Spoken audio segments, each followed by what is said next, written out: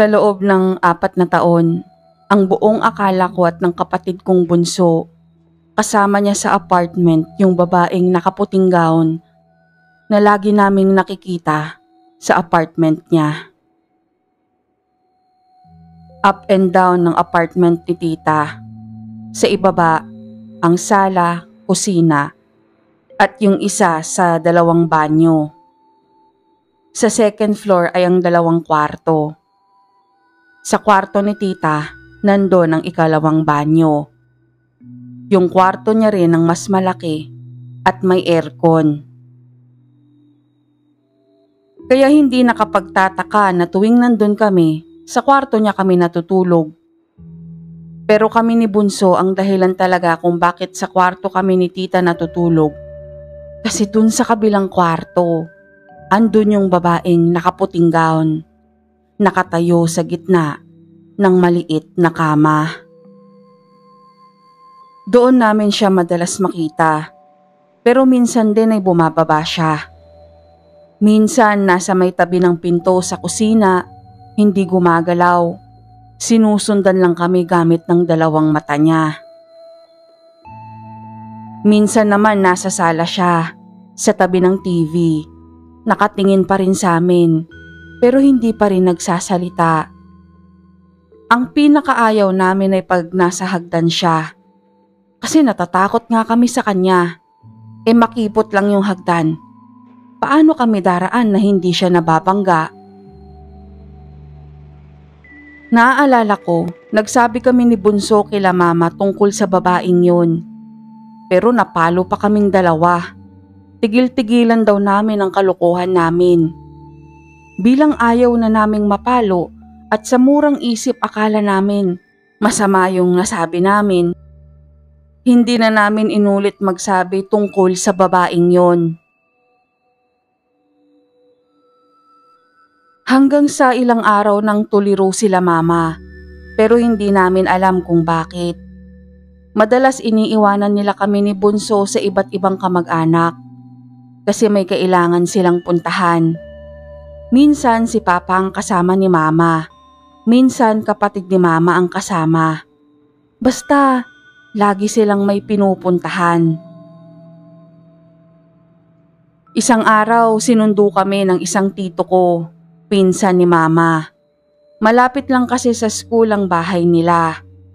At yung bahay nila, halos katabi lang ng apartment ni tita. Naglalakad kami noon at sabay kaming napatingin ni Bunso sa apartment ni tita at nakita namin ni Bunso si tita at yung babaeng nakaputing gown na nakasilip sa bintana.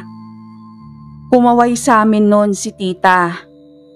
Kaya kumaway din kami pabalik sa kanya. Hindi pa nga kami nakontento Lumapit kami sa gate at sabay na nag-flying kiss sa kanya at sinabing miss na namin siya. Malungkot na nakangiti nun si tita, pero patuloy pa rin ang pagkaway niya. Tapos bigla na lang niyakap kami ni tito. Umiiyak siya. Binuhat niya na kami pareho ni Bunso pauwi sa kanila. Saka siya umalis ulit. Pagbalik niya, kasama niya na yung kuya niyang may cellphone. Sa panahong nangyari ito, Nokia pa ang OG at yung mga desungay pa. At oonti pa lang talaga ang merong cellphone. Takang-taka kami ni Bunso nun kung bakit umiiyak silang lahat. Silang mga adult. Tapos tinawagan nila si Mama. Pinapupunta sila sa bahay ni Tito kung nasaan kami. Pagdating nila Mama, siya ang nag-aya sa amin pabalik sa apartment ni Tita. Binuksan niya. Tapos pagpasok namin sa loob, sabay-sabay sila. Silang mga adult na nagtakip ng ilong. Maniwala kayo sa hindi, kami ni Bunso walang naamoy. Pero nandun yung babaeng nakaputing gown. Nagpalit siya ng pwesto. Nasa tabi na siya ng sofa at tinuturo niya sa amin yun. Si Bunso sa unang pagkakataon, tinanong yung babae kung nasaan na si tita. Hindi sinagot ng babae ang tanong ni Bunso, pero patuloy niyang itinuturo yung sofa. Sinabi ko yun kila mama. Kako, mama, bakit tinuturo niya yung sofa? Ano pong meron? Bago nila kami tuluyang ibalik sa bahay ni Tito, nakita ko nang iurong nila sa pwesto yung sufang itinuturo ng babaeng nakaputing gown.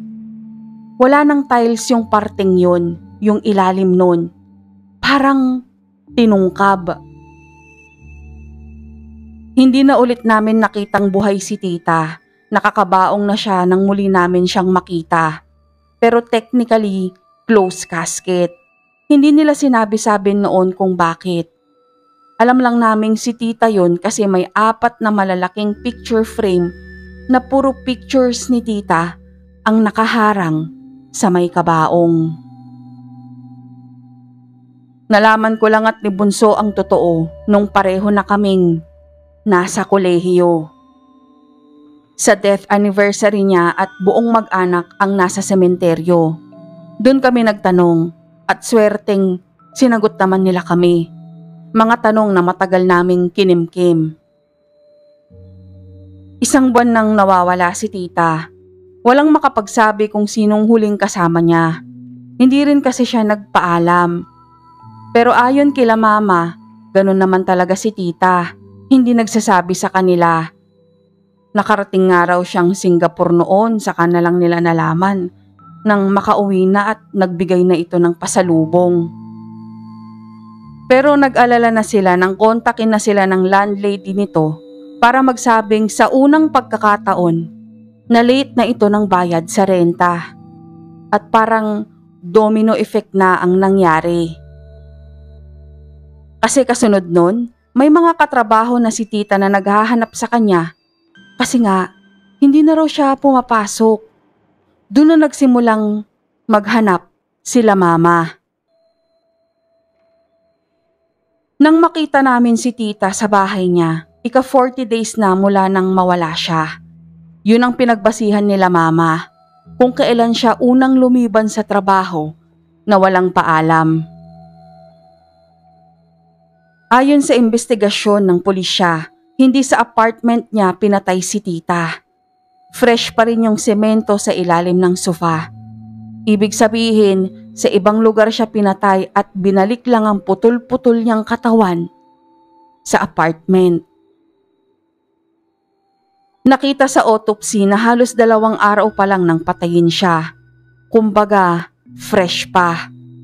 May mga marka din ng pagpapahirap ang nakita sa kanya. Hindi siya pinatay agad. Pinahirapan muna siya. Maraming taon na wala talagang naging lead sa kaso ni tita. Sino bang mag-iisip na may kaaway ang isang registral, di ba? Kaaway na labis na may galit para gawin niya ang isang karumal-dumal na krimen. Kaya lang isang fiesta, umuwi kami dito kila mama. Kasama ko ang pamilya ko, ganun din si Bunso. Tapos inaya ako ni Bunso na maglakad-lakad. Napadpad kami sa plaza. May nakita kaming nagpa-practice ng street dance para sa fiesta. At pareho kaming natuod sa kinatatayuan namin nang makita namin ang isang pamilyar na bulto. Yung babaeng nakaputing gown sa apartment ni tita. Pero sa pagkakataong yun, nasa tabi na siya ng isang babaeng naka-uniform ng pang-teacher. Siya yung nagtuturo ng sayaw. At itinuturo siya nung babaeng nakaputing gown.